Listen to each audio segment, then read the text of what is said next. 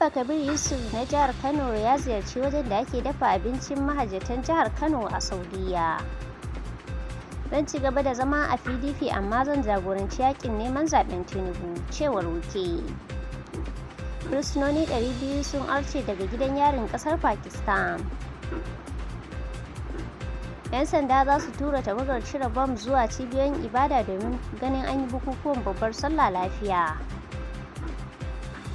Fadar shugaban Najeriya za ta biya tilin bashin Naira tiriliyan 2 na lantarki da ake binta.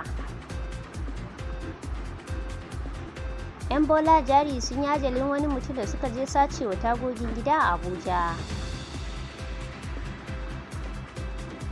Rarara ya gwangwaje 'yan TikTok masu hawa waƙoƙinsa da kyautar Naira miliyan 20 domin su yi hidimar sallah. An tsare yaron da ake zargi da ajalin mahaifiyarsa a jihar Osun.